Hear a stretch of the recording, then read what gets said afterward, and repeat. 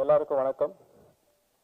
நான் வந்து பார்த்தீங்கன்னா பவர் இண்டஸ்ட்ரியில் வந்து பார்த்தீங்கன்னா சில பல கண்ட்ரியில் நாங்கள் வந்து டெஸ்டிங் அண்ட் கமிஷனிங் சொல்லிட்டு ஒரு டெக்னிக்கல் பிஸ்னஸ் வந்து பண்ணிகிட்ருக்கோம்.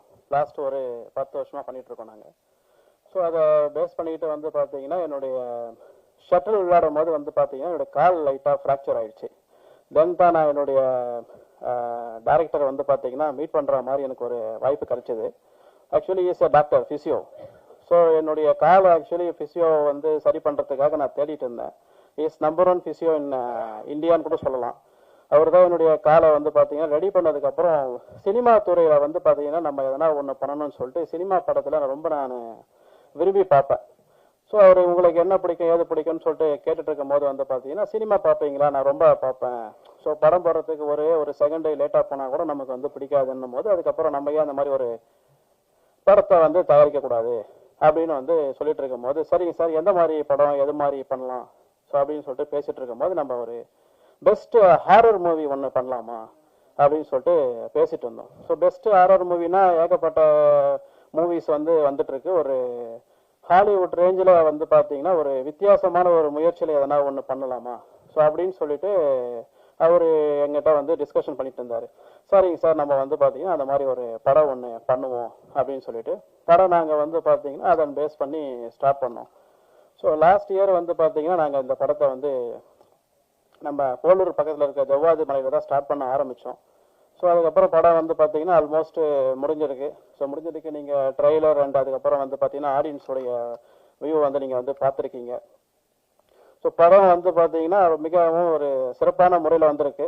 நீங்கள் வந்து பல படத்தில் பல ஹாரர் மூவிங்களை வந்து பார்த்துருந்தாலும் தமிழ் ஹாரர் மூவியோ இல்லை வேறு எந்த லாங்குவேஜில் பார்த்துருந்தாலுமே இது வந்து ஒரு பெஸ்ட்டான ஒரு ஹாரர் மூவியாக வந்து வந்திருக்கு.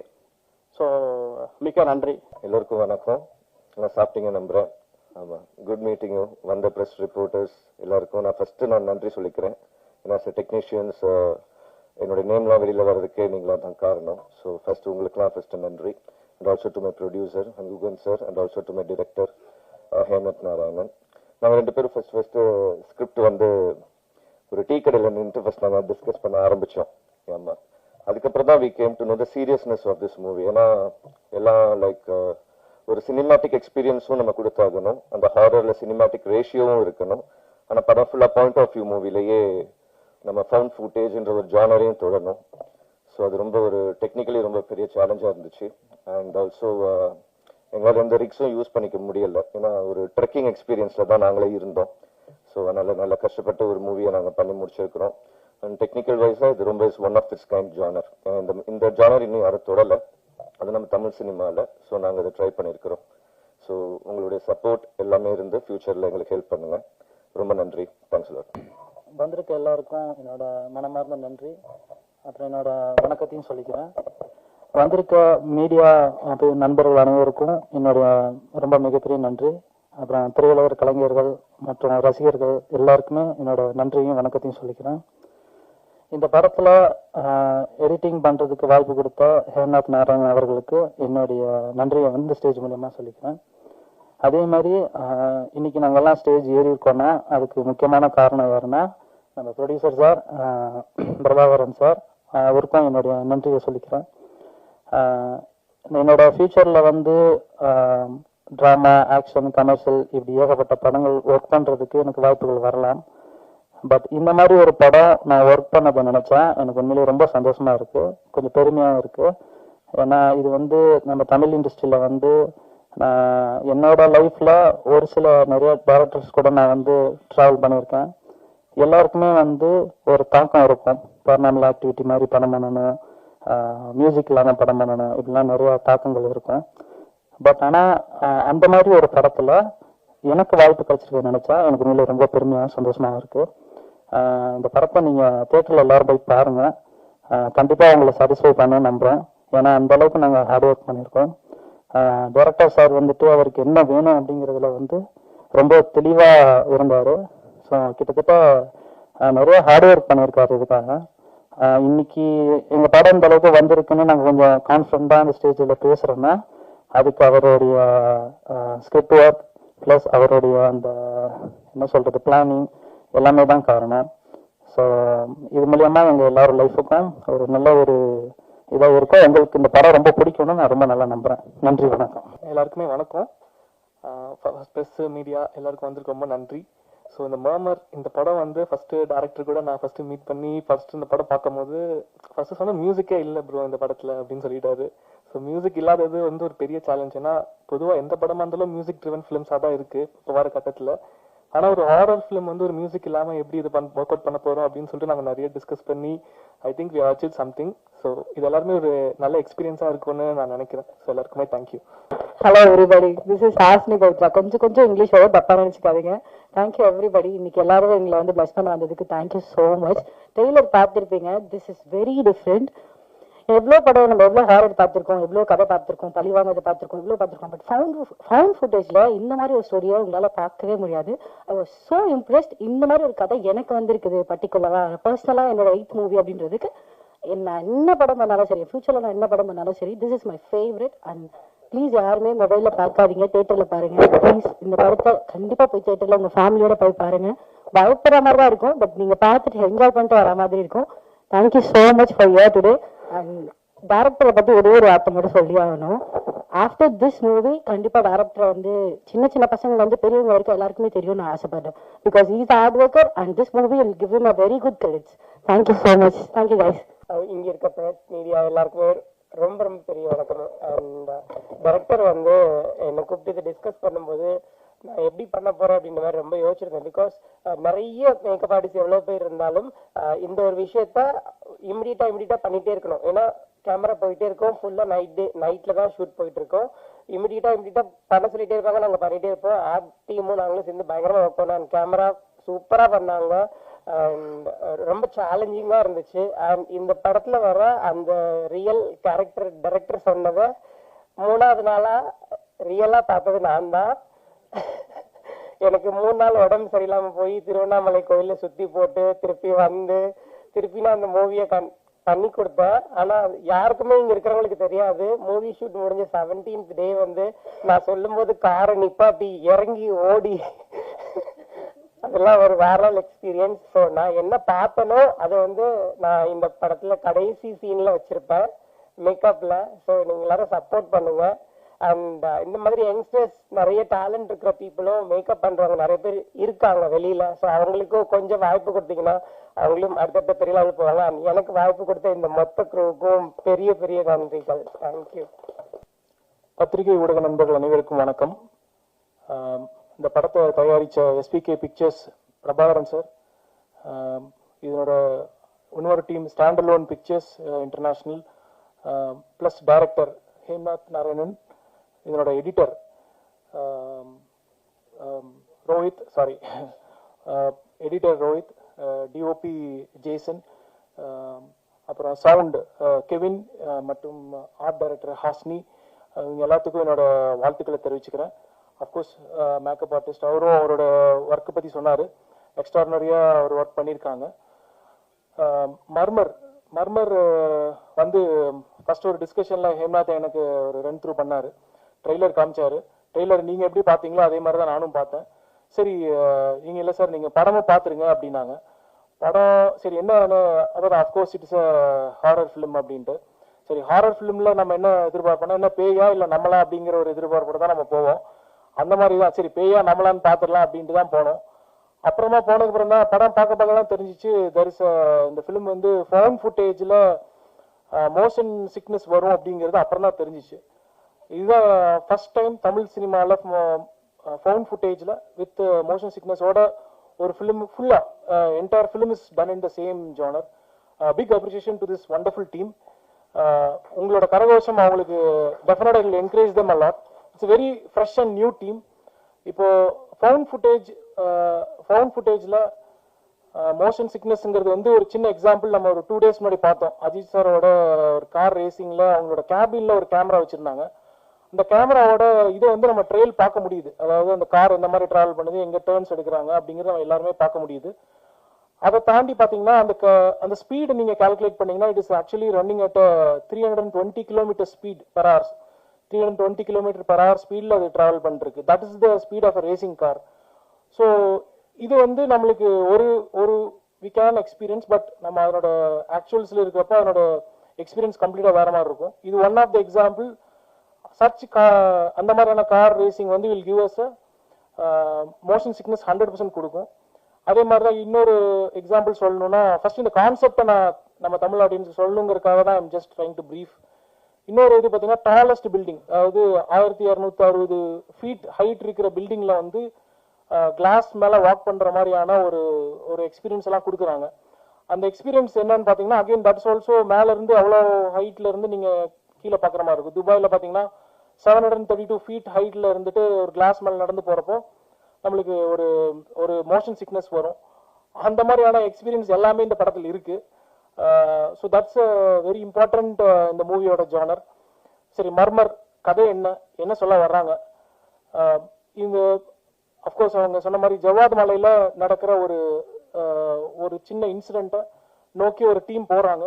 அவங்களுக்கு என்னாச்சு அப்படிங்கிறதா இந்த படத்தோட கதை. வெரி இன்ட்ரெஸ்டிங்காக இருக்குது. சவுண்ட்ஸ் ஆர் வெரி இன்ட்ரெஸ்டிங்காக இருக்குது.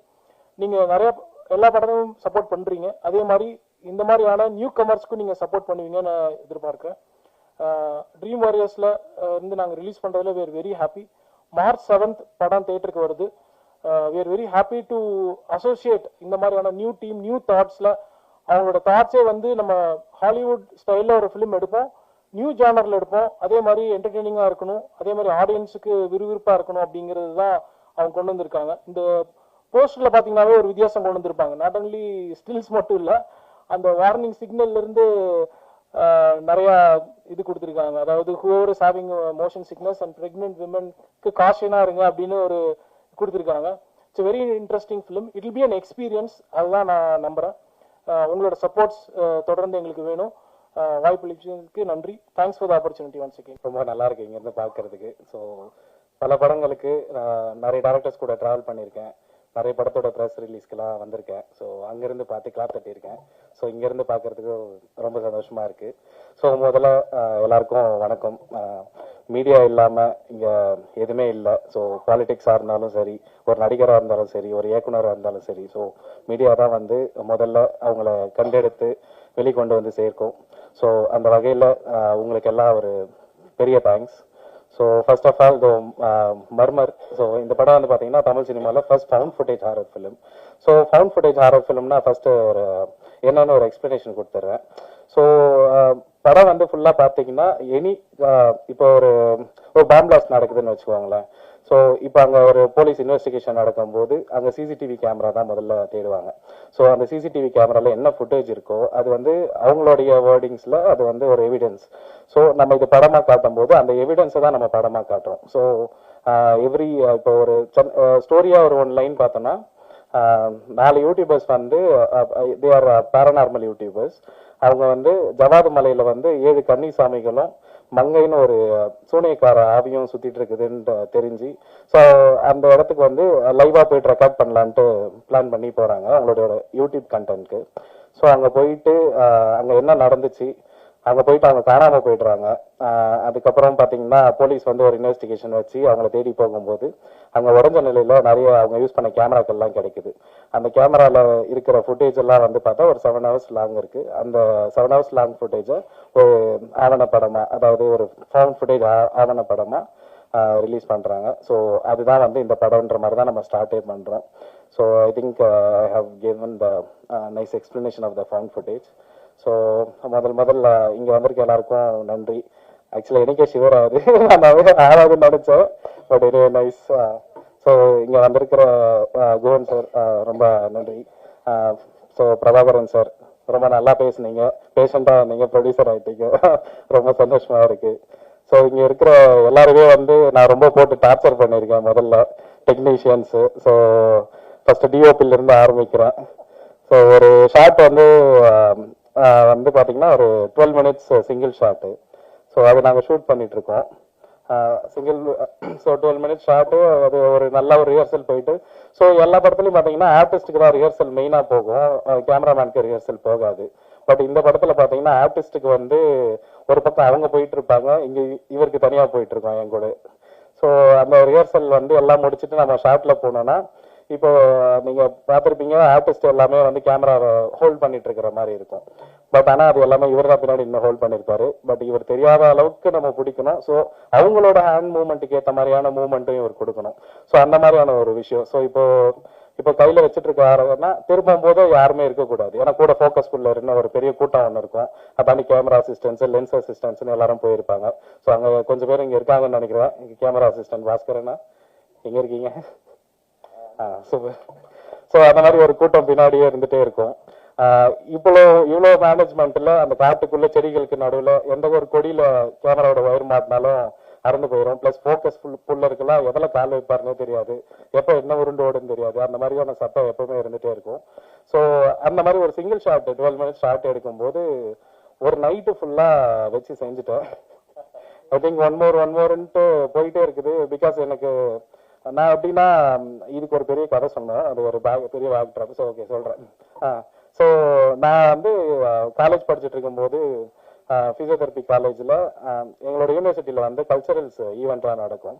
ஸோ அங்கே வந்து மெடிக்கல் காலேஜ்லேருந்து யாருமே ஷார்ட் ஃபிலிம்ஸ்லாம் பண்ண மாட்டாங்க. எப்பவுமே அது எம்டியாக இருந்திருக்கு. ஸோ நம்ம தான் எல்லாமே ட்ரை பண்ணுவோன்ற ஒரு ஆர்வம் அப்பத்துலேருந்தே இருந்தது. ஸோ நாங்களே வந்து ஒரு கேமரா ஹயர் பண்ணி அதை ஒரு ஷார்ட் ஃபிலிம் எடுக்கலான்ட்டு அப்படி தொடங்கினது. ஸோ நிறைய ஷார்ட் ஃபிலிம்ஸ் எல்லாம் எடுத்து முடிச்சுட்டு காலேஜ் முடிச்சுட்டு வீட்டுக்கு போன உடனே பார்த்தீங்கன்னா அம்மா எங்கே ஒர்க் பண்ண போகிறேன் அப்படின்னு கேட்டாங்க. ஸோ நான் சொன்னேன் நான் ஷார்ட் ஃபிலிம்ஸ் எடுக்க போகிறேன்ட்டு.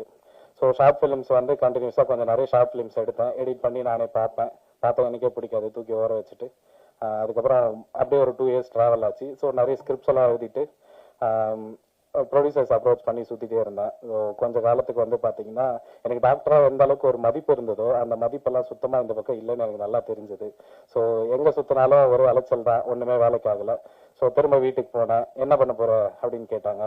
நான் வந்து ஹையர் ஸ்டடீஸ் படிக்க போகிறேன்னு சொன்னேன். மறுபடியும் ஒரு 2 வருஷம் போயிட்டு ஹையர் ஸ்டடீஸ் படித்து முடிச்சுட்டு வெளில வந்தேன். ஸோ கான்வெகேஷன்லாம் முடிச்சுட்டு மறுபடியும் சர்டிஃபிகேட்டோட வீட்டுக்கு போனேன். என்ன ஹாஸ்பிட்டலில் ஒர்க் பண்ண போகிறேன்னு கேட்டாங்க. படம் எடுக்க போகிறேன்னு சொன்னேன். ஸோ படம் வந்து இப்போ எடுத்துட்டேன். அதுதான் நீங்கள் ட்ரெய்லர் பார்த்தீங்க. ஸோ இதுதான் வந்து என்னுடைய ஒர்க் எக்ஸ்பீரியன்ஸு. ஸோ அந்த எக்ஸ்பீரியன்ஸை வச்சு அதான் நான் சொன்னேன் இல்லைங்களா, ஷார்ட் ஃபிலிம்ஸ்லாம் வந்து எனக்கு பிடிக்கலன்னா நான் எடுத்து ஓர வச்சுட்டு அடுத்த வேலையை பார்க்க போயிடுவேன். ஸோ அந்த மாதிரி தான் நான் இந்த படம் நான் ஆரம்பிக்கும் போதே யோசிச்சது என்னன்னா பிடிக்கலன்னா ஓர எடுத்து வச்சிடலாம், ஃபர்ஸ்ட் வந்தால் பெஸ்ட்டாக வரணும்ட்டு அது மட்டும் யோசிச்சுட்டே இருந்தேன். ஸோ ஐ திங்க் பெஸ்ட்டாக கொடுத்துருக்குன்னு நினைக்கிறேன். So coming back to topic, so DOP வந்து ஒரு பேக் பெயின், ஸோ அதை தாண்டி டிடி போடுற அளவுக்கு எல்லா இன்ஜுரி எல்லாமே எல்லாருக்கும் ஆச்சு. I think most of them டெர்மட்டாலஜிஸ்ட்டுக்கே வாங்கின சம்பளத்தெல்லாம் கொடுத்துருப்பாங்க. அந்த அளவுக்கு ஒரு டிக் பைட்ஸில் எல்லாருமே வந்துட்டு இருந்தாங்க. அண்ட் மோர் ஓவர் எல்லாமே வந்து பார்த்தீங்கன்னா லைட் சுத்தமாக இருக்காது. ஸோ லைவ் லைட்டு அங்கே இப்போ படத்தில் பார்த்தீங்கன்னா ஒரு டென்ட் சீன்லாம் வந்து கேம்ப் ஃபயர் போட்டு மட்டும்தான் ஒர்க் பண்ணியிருப்போம். அந்தோட லைட்டிங் மட்டும்தான் இருக்கும். ஸோ பின்னாடி இருக்கிறவங்களாம் லிட்டரலி எங்கே எது மேலே நிற்கிறாங்கன்னே தெரியாது. ஒரு செல்ஃபோன் டார்ச் ஆன் பண்ணால் கூட எனக்கு இங்கே கேமராவில் தெரிஞ்சிடும். அந்த மாதிரியான கேமரா எப்போ 360 டிகிரி வரும்னு தெரியாது. எல்லாம் ஓடுதா கைப்புள்ள ஓடுன்ற மாதிரி தான் ஓடிட்டு இருப்பாங்க. ஸோ அந்த மாதிரி ஒரு சுச்சுவேஷனில் எத்தனை வாட்டி ரீடேக் ஒன் மோர்னு போனாலும் வெறுப்பாகாமல் எடுத்தார் டிஓபி.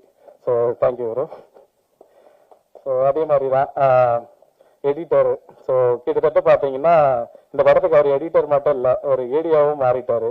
ஸோ என்ன வேலை, எத்தனை வாட்டி வேலை, ஒரு கிட்டத்தட்ட படத்தை ஒரு 50 வாட்டி எடிட் பண்ணியிருப்பீங்களா ப்ரோ? பண்ணியிருக்கீங்க. So thank you bro. ஸோ அத்தனை வாட்டி எடிட் பண்ண வைப்பேன். ஏன்னா எப்பவுமே பெஸ்ட் கொடுத்தணும் இல்லைங்களா. இப்போ ஒரு சென்சார் வரைக்கும் தான் ஒரு படம் வந்து எங்க கையில இருக்கும். சென்சார் முடிஞ்சிச்சுன்னா அதுக்கப்புறமா கொஞ்ச காலம் எங்க கையில இருக்கும். அதையும் தாண்டிட்டுன்னா அதுக்கப்புறம் எங்க கையில இல்லை, எல்லாமே ஆடியன்ஸ் கையில தான். ஸோ அந்த மாதிரி ஒரு சுச்சுவேஷன்லயும் நான் இல்லைனாலும் ஃபுட்டேஜ் வந்து சென்சாருக்கு மற்றபடி எல்லா அவுட் எடுக்கிற டிசிபி ப்ராசஸ் எல்லாத்துக்குமே கரெக்டாக கொண்டு போய் சேர்த்துட்டு இருந்தாரு. ஸோ கிட்டத்தட்ட ஒரு ஏடியாவே ஆயிட்டாரு. ஸோ மற்ற டேரக்டர்ஸ்லாம் அவர் கண்டிப்பா நான் ரெக்கமெண்ட் பண்றேன். டெக்னீஷியன் ஃபுல்லா இருக்கீங்க, படத்தில் நடிச்ச நடிகர்கள் யாருமே இல்லையே, என்ன விஷயம்? இல்லைங்க, என்ன இருந்தாலும் நீங்க ஒரு படம் பார்க்கும் போது இங்க ஜேசன் வில்லியம்ஸ் கேமரா பிடிச்சிட்டு இருக்காரு, இங்க ரோஹித் கட் பண்ணியிருக்காருன்னு பார்க்க போறது இல்லை. ஸோ அந்த ஆர்டிஸ்ட்டை தான் பார்க்க போறீங்க.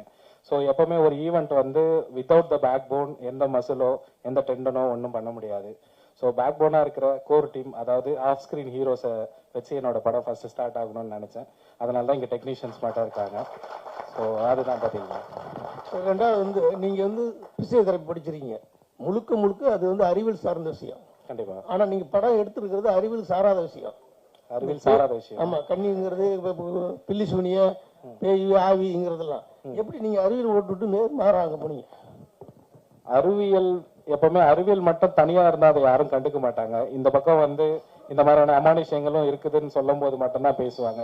நம்ம இந்தி திணிப்புன்னு சொல்றோம் இல்லைங்களா, அது தமிழ் மொழிக்கு நம்ம பற்று அதிகமா இருக்கிறதுனால நிறைய பேர் போராடுறது இல்லை. அதெல்லாம் கொஞ்சம் பேர் தான் பண்றாங்க.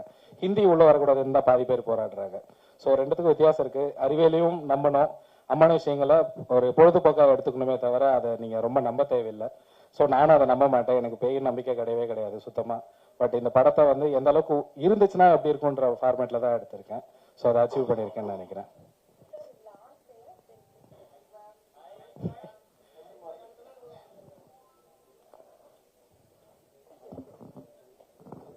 எல்லா படத்துலயுமே பெண்களை தான் பேய காட்டுவாங்க, இந்த படத்துல நீங்க ஆண்களை தான் காட்டியிருக்கீங்களா? இதுல வந்து பெண்களை தான் பேய காட்டியிருக்கேன் எல்லார் படம் மாதிரியும்.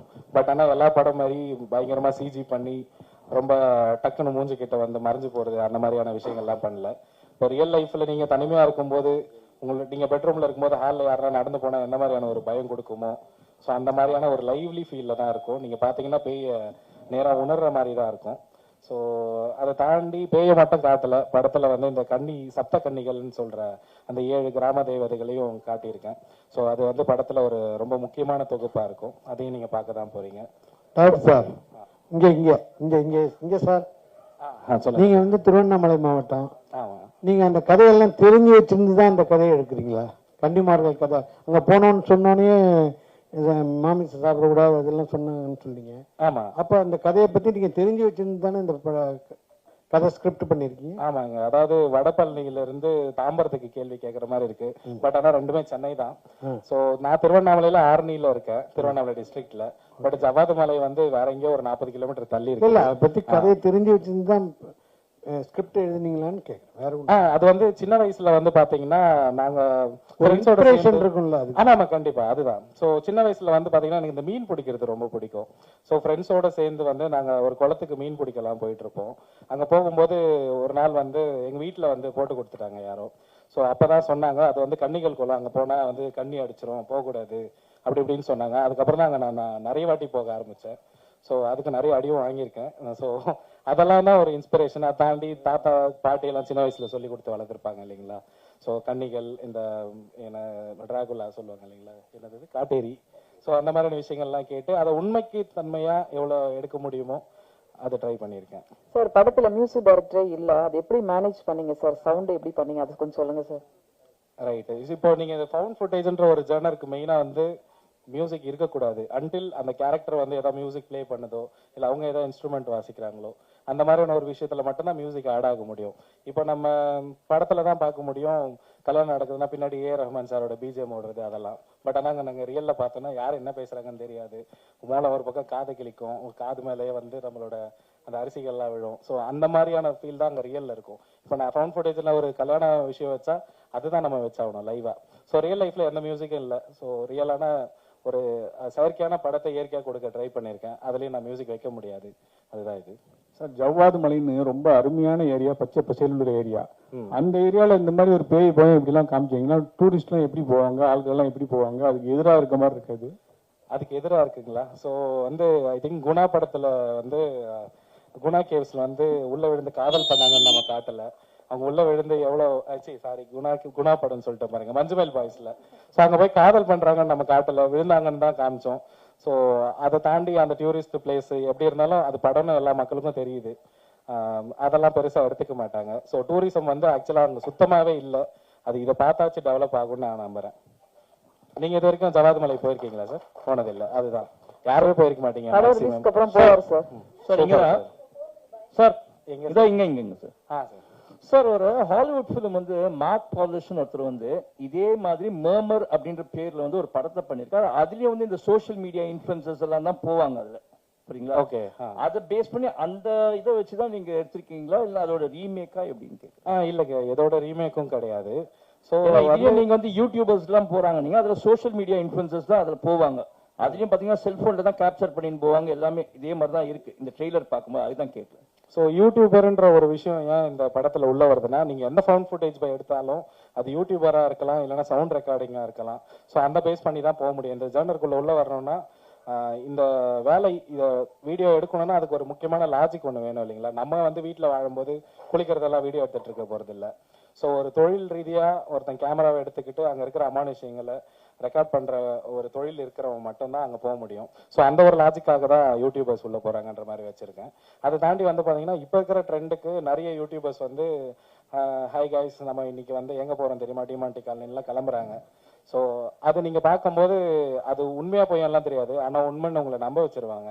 ஸோ படமே அப்படி தானே. ஸோ முடிஞ்ச அளவுக்கு லாஜிக்கலாக எடுக்க ட்ரை பண்ணியிருக்கேன். வந்திருக்கு, பார்த்துட்டு நீங்கள் தான் சொல்லணும். சார் தமிழில் இது ஃபஸ்ட்டு ஃபவுண்ட் ஃபுட்டேஜ் ஃபிலிம்னு சொல்கிறீங்க, ஆனால் இதுக்கு முன்னாடி கேமரா சொல்லிட்டு ஒரு படம் வந்திருக்கு தமிழ்லேயே. என்னங்க மறுபடியும் சொல்லுங்க. இதுதான் ஃபர்ஸ்ட் ஃபவுண்ட் ஃபுட்டேஜ் படம்னு சொன்னீங்க இல்லையா? ஆமா ஆமா ஆமா. ஆனால் இதுக்கு முன்னாடி கேமரா எரர் சொல்லிட்டு ஒரு படம் ஒன்று தமிழில் வந்திருக்கு. தமிழில் வந்திருக்குங்க. 21, 22 தெரியல ரிலீஸ் டேட்டு. 21, 22 இயர். ஓகே, அதில் ரிலீஸ் பண்ணிட்டாங்க ஏற்கனவே. இல்லை ஆக்சுவலாக இன்னொரு படமும் வந்திருக்கு ஓரிரவுன்ட்டு, அதுவுமே பார்த்துருப்பீங்க. அதுவும் ஃபவுண்ட் ஃபுட்டேஜ் தான் சொல்லுவாங்க. நான் சொன்ன ஒரு விஷயம் இருக்கு இல்லைங்களா, ஃபவுண்ட் ஃபுட்டேஜ் வந்து it has to be organic. So நீங்கள் எந்த ஒரு ரிவர்வோ ஒரு எக்கோவோ, அதாவது மனிதர்கள் உணர முடியாத ஒரு ரியல் விஷயங்களை வந்து நீங்கள் படத்தில் காட்டுறீங்கன்னா அது ஃபவுண்ட் ஃபுட்டேஜாக ஏற்றுக்கொள்ளப்படாது. ஸோ அதுதான் வந்து ஃபவுண்ட் ஃபுட்டேஜுக்கு இருக்கிற ஒரு ஆர்கானிக்கான விஷயம். இந்த படத்தில் நீங்கள் பார்த்தீங்கன்னா எல்லாமே வந்து உண்மைக்கு நெருக்கமாக தான் இருக்கும், உண்மையாக தான் இருக்கும். இப்போ பேய் அழுவுதுன்னா அது பேய் அழுவுறதுக்குன்னு வித்தியாசமாக வேற டோன்லாம் போயிட்டு அழுவாது, அது மனுஷங்க அழுவுற மாதிரி தான் இருக்கும். ஸோ அந்த மாதிரியான கனெக்டிவிட்டி தான் நான் வச்சுருக்கேன். ஸோ அதனால தான் இது Tamil cinemas first found footage horror ஃபிலிம்னு நான் சொல்கிறேன். நீங்கள் எந்த இடத்துலையும் சினிமா தன்மையை உணரவே மாட்டீங்க. சார் ஷூட்டிங் ஸ்பாட்லேயே உங்கள் டீமில் உள்ள ஒருத்தர் பேயை பார்த்தேன்னு சொன்னார். அது கண்டிப்பாக அதை வச்சு நாங்கள் படமாக்கியிருக்கோம் அப்படின்னு நீங்களும் சொன்னீங்க. உண்மையிலே நீங்களும் சேர்ந்த பேயை பார்த்தீங்களா இல்லை ஏதாவது கதையை கேட்டுறீங்களா? இல்லைங்க, நான் பேயெல்லாம் பார்க்கல. அப்படி வந்திருந்தா எங்களுக்கு மேக்கப் போடுற காசு மிச்சமாக இருக்கும். ஸோ அதை வச்சு ஒரு கோழி வாங்கி தரேன், ஏதாவது என்னது வேற ஏதாவது பூசணிக்காய் வாங்கி தரேன்னு சொல்லிட்டு ஒரு 2 சீன் நடிக்க வச்சு அனுப்பியிருப்பேன். அதுக்கான வாய்ப்பு தான் கிடைக்கல.